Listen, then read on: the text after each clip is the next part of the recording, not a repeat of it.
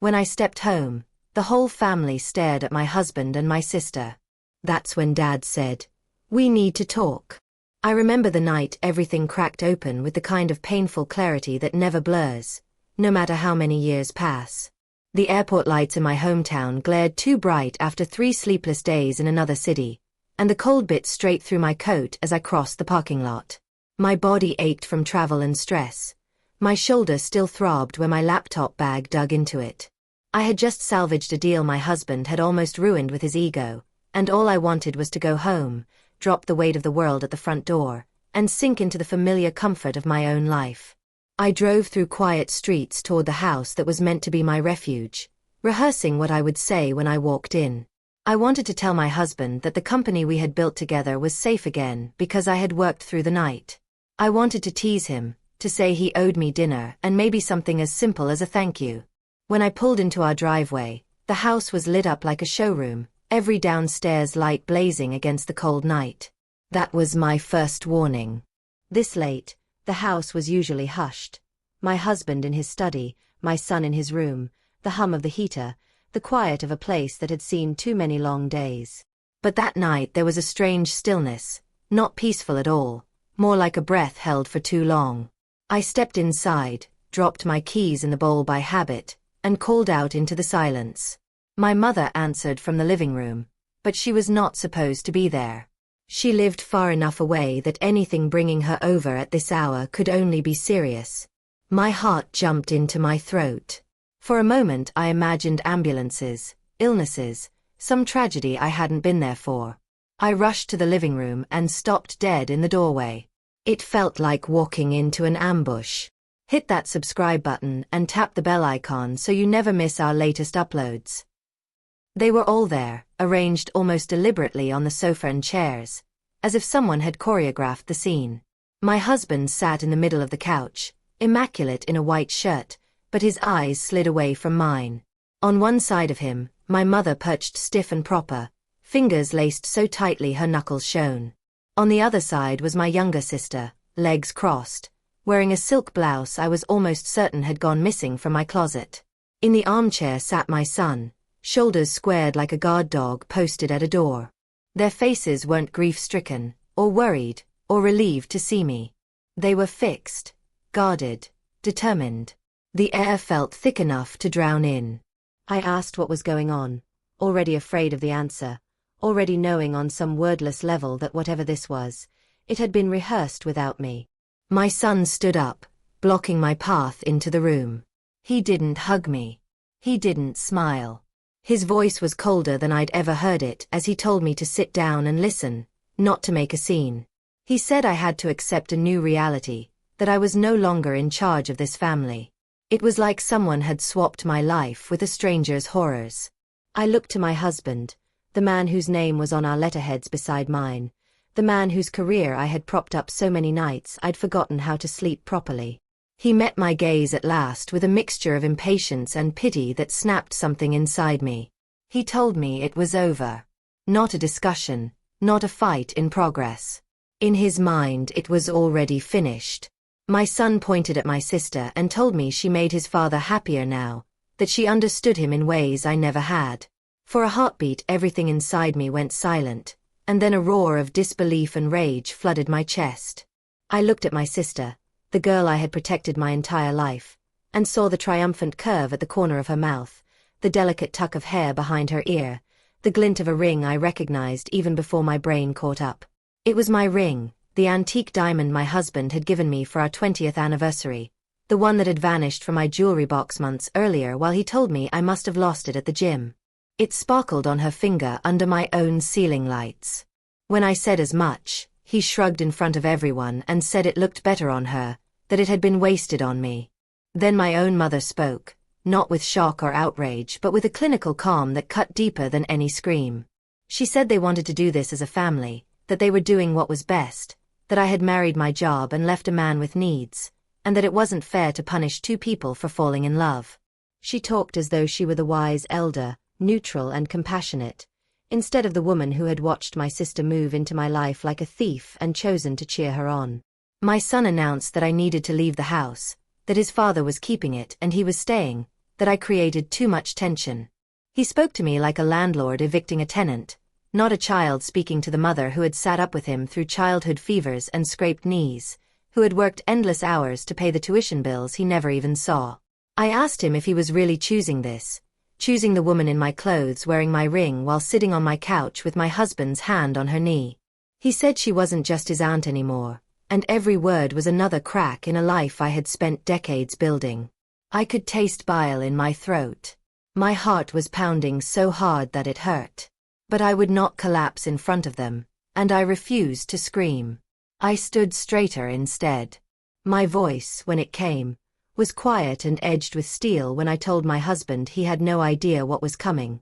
My sister tried to sweeten the scene, telling me not to make a spectacle, to be mature about the divorce. My husband went back to arrogance, insisting I had no options, that he had spoken to lawyers, that the prenuptial agreement and company bylaws locked me out. He threatened to have security throw me off what he called his property. I thought about the years I had spent choosing tiles and fixtures for the house, negotiating loans for the land, designing every detail with my own hands and brain. I looked at the four of them, husband, mother, sister, son, and realized they were not my family anymore. They were a committee that had voted me out. I turned around, leaving without a coat or keys, because I kept a spare set in my pocket. My mother called after me to stay and discuss the generous settlement, but I didn't look back. Through the window I saw them lift champagne glasses, celebrating my elimination like shareholders toasting a profitable acquisition.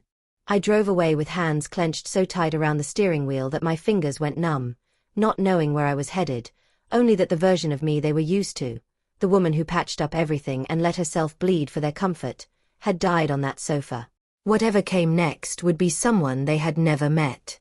The low fuel light blinked awake on the highway, an accusation I'd ignored while racing from the airport to what I thought was home. I pulled into a lonely gas station under buzzing fluorescent lights, the cold air slicing through my thin suit jacket as I stepped out. I slid my platinum card into the pump, the one linked to the joint account that handled everything from groceries to corporate dinners. The screen flashed, processing, then spat out a red-worded denial. I frowned, tried again, and watched the same message appear like a slap. There was no reason, no overdraft limit anywhere close. Unease sharpened into something darker. Inside, under harsh lights that made the tile floor gleam with sickly shine, I tried my personal debit card on a bottle of water and a pack of gum. The clerk told me it was rejected too, in a bored tone that made the words feel even more surreal. My heart lurched. I pulled out my phone and opened my banking app. The login failed. I tried the business account, then the joint savings. Locked. Access denied. Each refusal was another piece of the trap snapping shut. I pictured Marcus on the phone earlier that evening, not with a florist or a caterer, but with a bank manager, using his charm and his title to flip switches that shut every door in my financial life. I realized he hadn't just pushed me out of the house. He had cut off my oxygen supply. At the bottom of my purse, in a zipped pocket I barely ever opened, I found 3 crumpled $20 bills and a scattered handful of coins. $60. That was all the money I had left in the world. I paid for enough gas to keep the car moving and took the water back to the driver's seat, the bottle cold in my shaking hands. Hotels needed credit cards for deposits. Friends were scattered across town and woven into our shared social life, too tangled in our public image for me to trust any of them. My mother's door might as well have been walled up. My sister now slept in the bed I had once called my own. I kept driving until the city lights thinned and a cheap roadside motel appeared, its neon vacancy sign flickering defiantly in the dark. The clerk behind a thick layer of reinforced glass took $50 of my $60 and slid a key toward me with the indifference of someone who sees desperation every night. Room 12 smelled of stale smoke and lost chances. The heater sputtered and rattled. The bed sagged under my weight, springs protesting as if the mattress itself resented one more burden. I sat there, still in my good suit, gripping my coat around me like it was the only thing I had left. My phone buzzed to life on the thin blanket. It lit up with a cascade of notifications, emails with subject lines about dissolution agreements and non-disclosure clauses and termination for cause. messages from my husband's lawyer, alerts from HR at the company I had built line by line in those spreadsheets, and more than 100 missed calls from numbers I recognized as members of my husband's legal and financial circle. Only one text was from my son.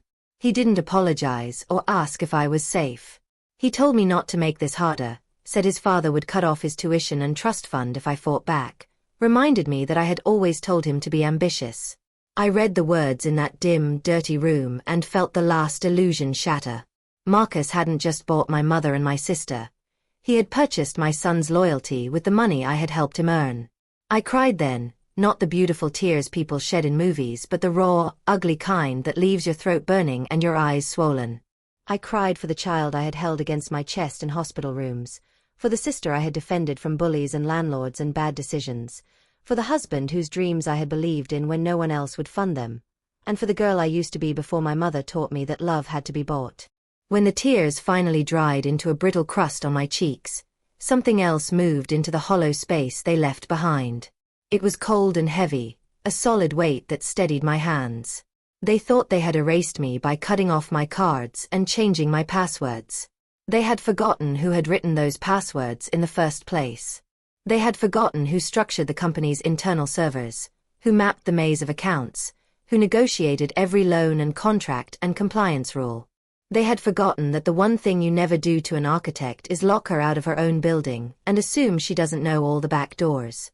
I pulled my laptop from its bag and powered up my portable hotspot, a little device my husband didn't even know existed because he had never bothered to ask how his business trips stayed connected.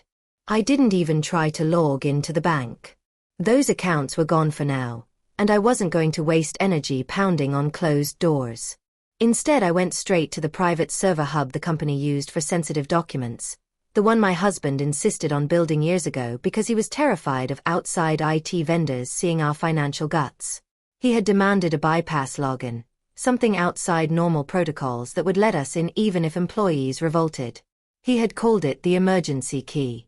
I had built it. He had never memorized it. On his own, he couldn't have found the portal, much less guessed the password. I stared at the login screen and typed in the access string, a long, complicated sequence only I knew how to reconstruct. Pieces of an old poem I loved, coordinates from our first successful development, a date meaningful only to me. The connection hesitated for a second, then the system opened up. Admin-level access. Every folder, every ledger, every email thread, every transfer record spread before me like the inside of a body cut open on an operating table. I could have started anywhere, but my eyes snagged on a folder labeled in a way that made my stomach twist. It didn't match any project name, any property. It was short, personal, half-coded, and still obvious to someone who knew the players. I opened it, and the screen filled with dates, dollar amounts, shell companies, payments routed from corporate accounts to a consulting firm bearing my sister's maiden name, regular transfers covering an apartment at a luxury hotel, invoices for jewelry and designer clothes, expense reports where business meetings doubled as romantic getaways. My husband hadn't only cheated on me emotionally and physically, he had funded his affair with stolen company money and hidden it in carefully structured layers that would look like standard marketing and events expenses to anyone who didn't know exactly how our cash flow usually moved. He had bought my sister's public loyalty with corporate funds while telling me we needed to tighten our belts. The deeper I dug, the worse it became. Another entity appeared, a holding company with an innocuous name but a roster of assets that made no business sense. Properties that should have been safely under the company's umbrella were slowly being transferred there, deed by deed. The legal owner on record wasn't my husband. It was my sister. My jaw clenched as I clicked through the electronic signatures and saw my name tacked onto documents I had never signed. In some cases, my signature had been copied from old paperwork and dragged onto new contracts like a sticker, barely aligned with the lines. In others, someone had attempted to trace it, shaky and wrong. Sloppy forgery, obvious to any halfway competent investigator. My sister had even used my home address on the incorporation papers for her company, tying her scheme back to the property I had paid for. I realized that the plan had been simple and brutal. Gut the company, move the unencumbered assets to a shell vehicle my sister legally controlled, discard me with a token settlement, and disappear into a new life with everything I had helped build once the dust settled. I wanted to scream. Instead, I took screenshots. I downloaded files. I mirrored entire directories. I refused to touch anything or alter any records. I was no longer the woman who fixed things quietly. I was the witness building a case. As I crawled deeper into the mess, I discovered a thread of emails between my husband and a private investigator he had hired years earlier. He had asked the man to follow me, to find something. An affair, an addiction, a mental breakdown, anything he could use to void our prenuptial agreement. The investigator had admitted he'd found nothing, that my life consisted of work, family visits, late nights at the office, grocery runs, occasional lunches with colleagues. In black and white, the man I had loved for more than a decade declared that if real dirt couldn't be uncovered, something could always be invented. The most recent messages were worse. They outlined a strategy to paint me as unstable and unfit, to stage an intervention of sorts with my own family testifying against me, to push a board vote of no confidence at the company. My mother had agreed in writing to say whatever was needed to support the story, that I was erratic and overworked, that my stress made me dangerous to the business. Reading her words hurt more than reading his.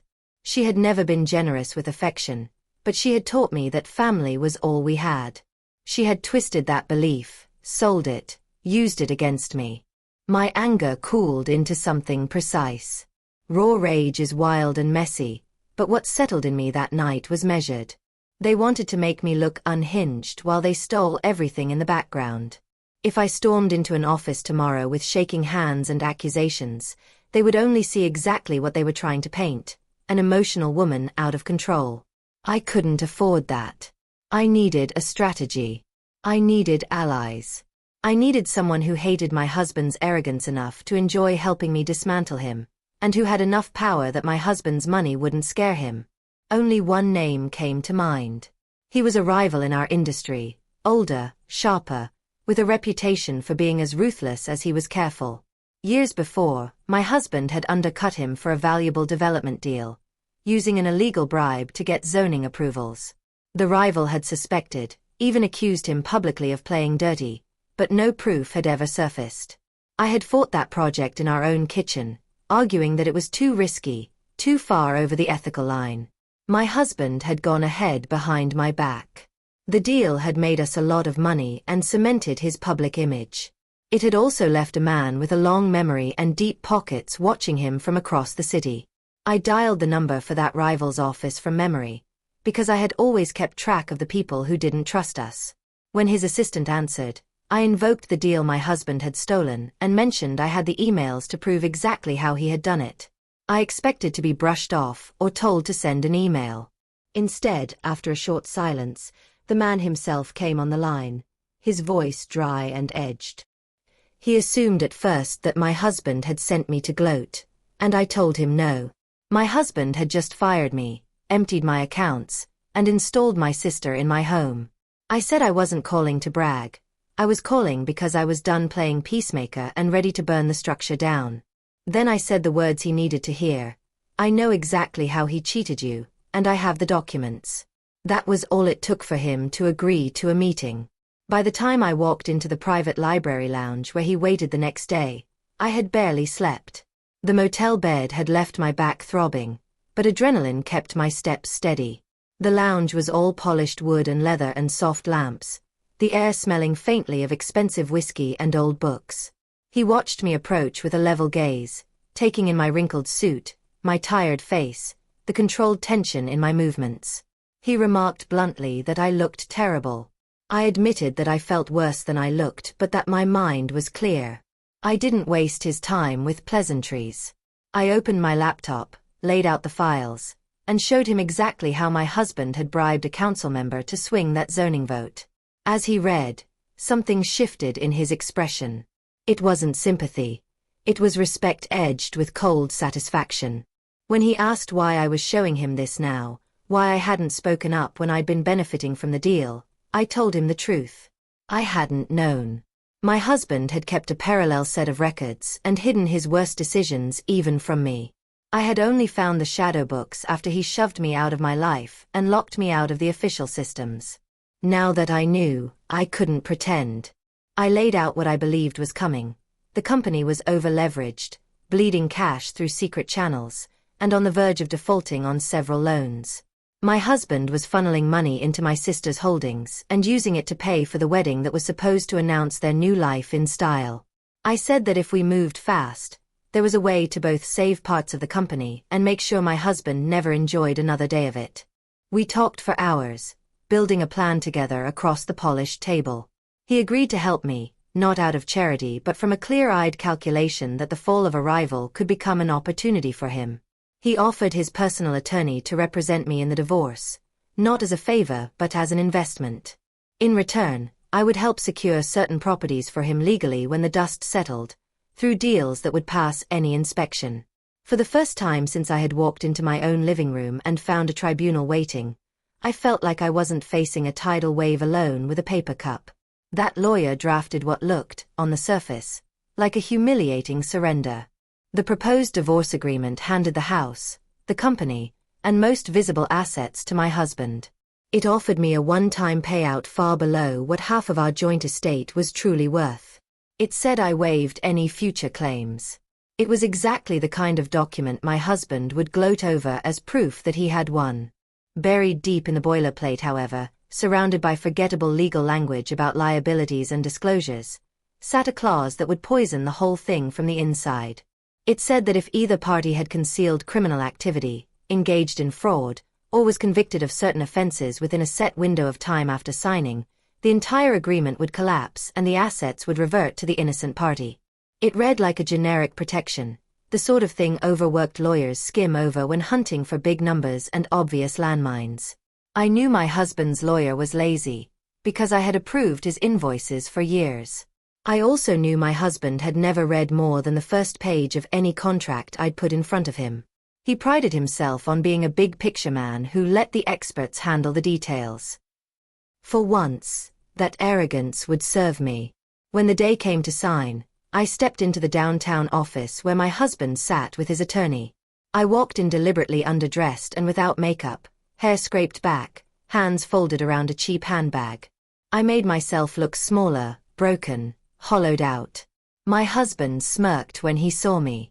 He made a few cutting remarks about how quickly some people crumble when they finally face reality. I didn't rise to any of them. I kept my eyes low, my voice soft, my body language resigned. I asked about the money, because that was the role they needed me to play. The discarded woman willing to grab whatever cash she could in order to disappear. The lawyer walked me through the main points of the settlement. My husband watched my face the way a cat watches a trapped mouse, waiting for a twitch of defiance so he could pounce. I let my hand tremble when I signed, not from fear but because I needed him to believe he'd defeated me. He signed in a bold flourish, already picturing himself walking into his wedding with legal ownership of everything I had helped create. His mistress at his side, his soon-to-be ex-wife neutralized. As soon as I left their office, I let the mask slip in the elevator. Alone between mirrored panels and stale air, I allowed myself a single shaking exhale. The papers were signed. The fuse had been lit. Now it was time to choose where the explosion would happen. My husband and my sister chose that for me. They rushed the wedding, booking the grandest ballroom in the city for a date only 3 weeks away. The guest list read like a who's who of investors, politicians, and local media darlings. They wanted a spectacle. They wanted praise and attention and public validation. I decided to give them a show they would never forget. Those 3 weeks were a kind of slow torture. My rivals' legal and financial teams worked with me almost constantly, turning the mountain of data I had stolen from the servers into neat, devastating packages. Timelines of forged documents, tables of illegal transfers, summaries of tax fraud, copies of email threads and texts. We built a case that would be impossible to explain away as clerical error or the vindictive fantasies of a bitter spouse. At the same time, I had to watch my old life parade itself online. Photos of my former living room, redecorated in colors I would never choose, flooded my sister's social media. She showed off jewelry I recognized as line items in the company books. My husband posed with her on the steps of the house I had designed, their smiles flawless, their clothes immaculate. My mother appeared in their pictures more and more, sitting at lavish restaurant tables with a glass of champagne in hand, captioning photo after photo about finally being part of a real family that knew how to enjoy life. In her comments, I no longer existed. When anyone asked where I was, she said I needed space, that I wasn't built for my husband's success, that some people just couldn't handle greatness. That hurt in a way I can't quite name. It is one thing to be betrayed in private. It is another to watch your own mother erase you in public and smile while doing it. Meanwhile, my son slipped further away, not just emotionally but practically. I saw the credit card charges in accounts my husband hadn't shut down yet. Nightclubs, liquor stores, online gambling. He moved into a penthouse apartment my husband paid for, drove a car that cost more than I had once made in a year, and stopped returning my calls. When I finally intercepted him outside that building, he met me with hostility I had never seen on his face. He repeated his father's claims back to me, word for word, that I was jealous, that I wanted to ruin everything, that I didn't support his ambitions. I warned him about the danger he was walking into, told him that the company was rotting from the inside and that his own name was being attached to deals he didn't understand. I begged him not to stand next to his father at the wedding, at least not on that night. He accused me of being pathetic, threatened to call security on his own mother, and sped away in the car my work had made possible. I watched him go, and for the first time, I let myself accept that I could not drag him with me into the future. People only leave burning houses when they feel the heat themselves. My son was still basking in the glow of what he believed was a rising sun, not realizing he was standing next to a fire about to consume everything around him. The wedding day arrived under a heavy gray sky that seemed more suited to mourning than celebration. I dressed in a black tuxedo tailored to fit me like armor. My hair was sleek, my makeup controlled and sharp. I looked at myself in the mirror and saw a woman I barely recognized. No longer the quietly efficient fixer, no longer the patient wife, but someone who had lost almost everything and somehow found herself in the ruins. My rival met me at the hotel, where the reception would be held. He had arranged for us to be in a private suite with a live feed from the ballroom, courtesy of his stake in the property and a discreet technician on staff. Through the screen we watched guests arrive, their outfits glittering, their smiles wide. We watched my mother glide through the room greeting people like a hostess. We watched my husband, handsome and perfectly put together, holding court at the edge of the dance floor, shaking hands and dropping charming comments. We watched my sister walk in wearing a white gown heavy with jewels and a veil that trailed behind her like a cloud. People whispered and smiled, some disapproving, some thrilled to have something scandalous to gossip about for months. They all knew pieces of what had happened, but wealth makes people forgiving when the drinks are free and the music is good. The ceremony itself was almost unbearable to watch. The vows were promises about loyalty and partnership, devotion and honesty. The officiant spoke of second chances and true love. My husband talked about how sometimes life took you on surprising paths to your real destiny. My sister promised to support him and stand by him in all things. The words felt like nails driven into wood, each like another hammer blow. Standing in that hotel suite, I kept my eyes on the screen and reminded myself that I had one job: to let them say everything they wanted to say, in front of everyone they had chosen as witnesses, before I showed those same witnesses what my husband's destiny truly looked like when the pretty gloss was peeled away. The reception began with champagne and applause. A montage played on the large screens behind the head table. Images of their trips, their kisses in front of famous landmarks, their staged moments of joy. The lighting dimmed. Guests dabbed their eyes or rolled them, depending on their tolerance for spectacle. My husband stood to give a speech about hard decisions and happiness, about courage and following one's heart, about leaving what no longer served you. He thanked my mother for her support and called my son his right-hand man in the new era of the company.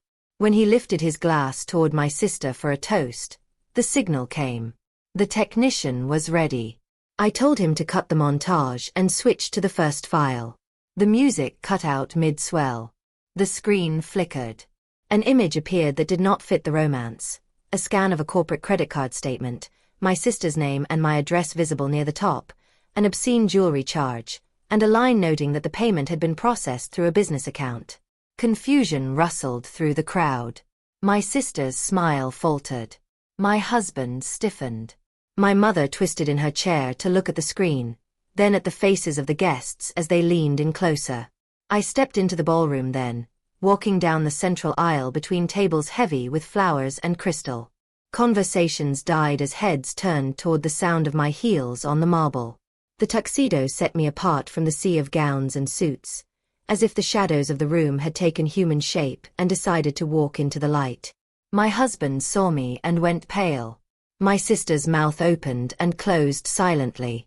My mother gripped the edge of the table hard enough to make the glassware tremble. I reached the center of the room and said calmly that I was there to offer a toast of my own. No one stopped me. Some of them had invested in our company. Some had their own secrets and skeletons.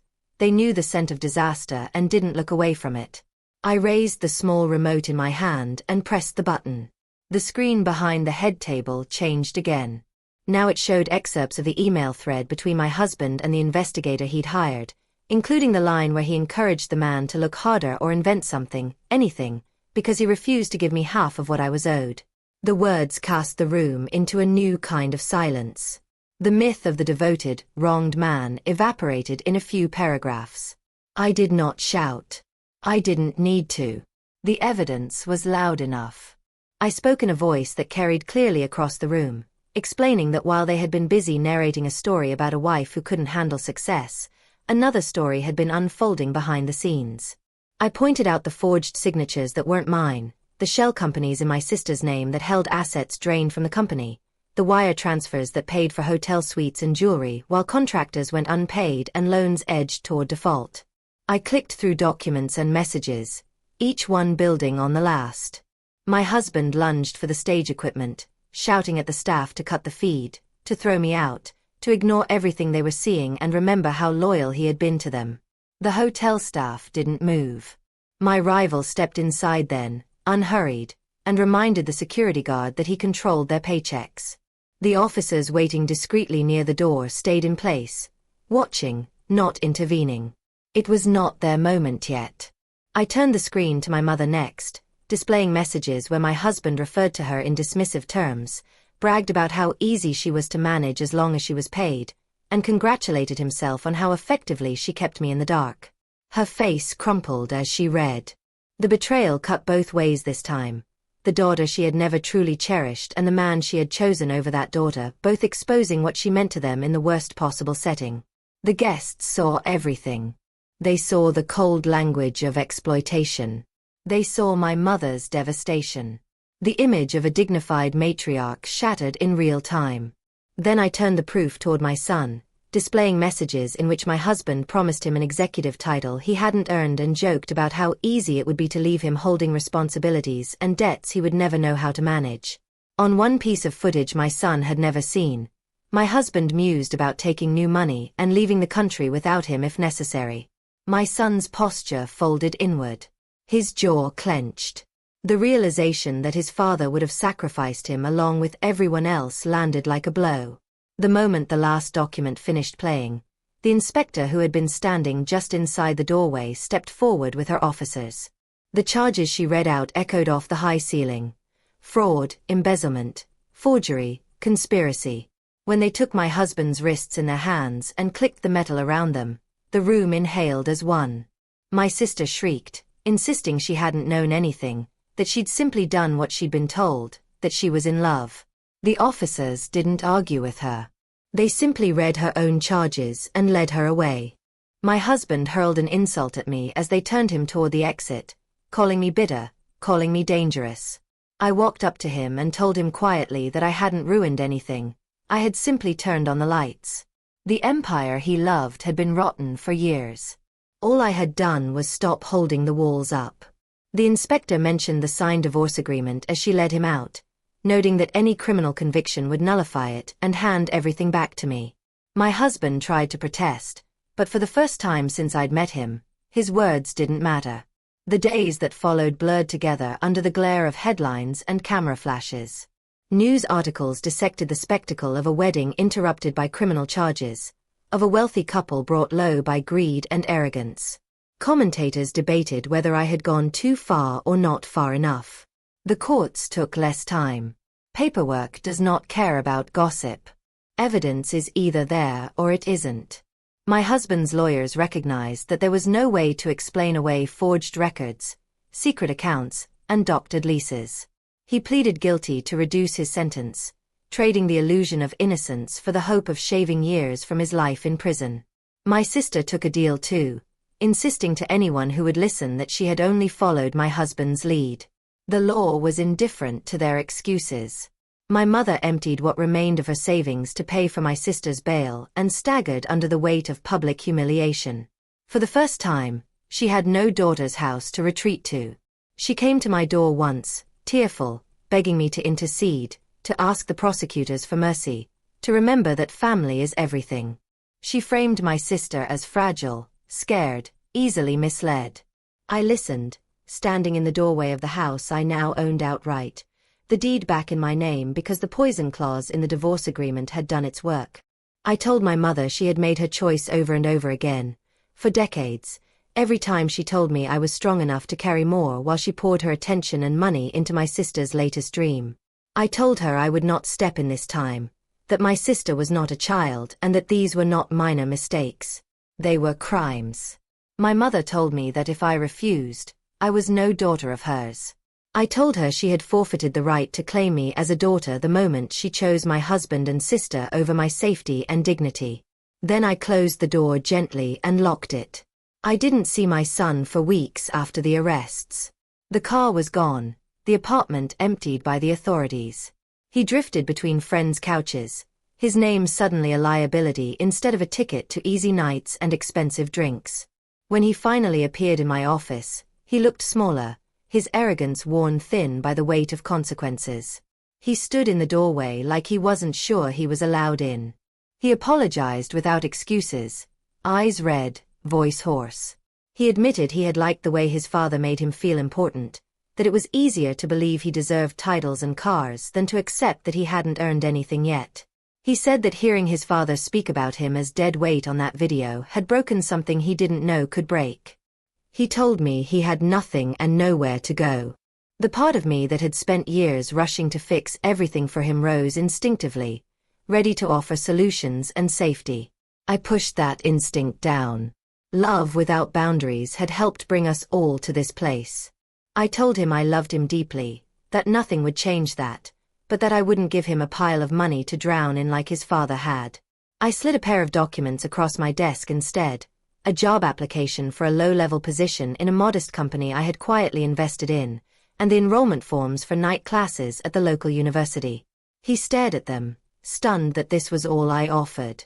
I told him he could have a couch to sleep on and meals to eat if he worked and studied, but that there would be no more shortcuts, no more unearned positions, no more illusions. If he wanted a future, he would have to build it brick by brick. He hesitated, then picked up the pen and began to fill in his name.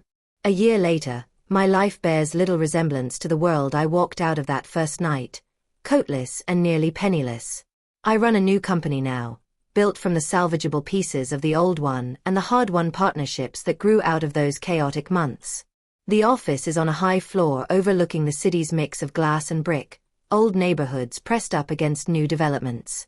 My name is the only one on the door. The people who work for me know exactly who runs things. We still do real estate, still draft contracts and negotiate loans and fight for zoning approvals, but the culture is different. There are no golden children here, no secret ledgers or shadow deals. I've built systems that cannot be rewritten in the dead of night by someone who thinks he's untouchable. I've built a company that doesn't rest on one person's charm but on collective, transparent work. My son sends me messages after his classes now, texts about exams and projects and the mind-numbing tasks he does in the mailroom of that small firm. He complains occasionally about the monotony, about the hours, about his cheap car. I let him complain. He's learning what a real job feels like, the kind that doesn't come in a gift-wrapped box from someone who sees you as a pawn. Sometimes he comes over to my house for dinner.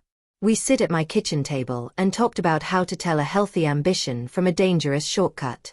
He has questions about ethics and loyalty now, Questions he never bothered with when he was coasting on his father's promises. The answers aren't simple, but we walk through them together. Our relationship isn't perfect. There are scars on both sides. But for the first time, we are looking at each other without anyone standing between us. My mother lives in a small apartment across town. We don't speak. She sends the occasional card, guilt threaded through every line. I don't respond. My sister writes letters from prison filled with apologies and explanations, some genuine, some manipulative.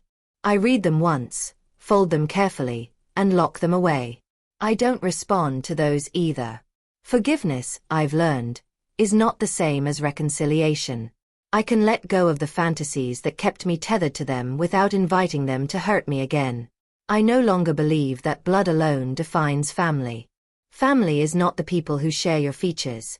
It is the people who refuse to let you drown while they stand on dry land.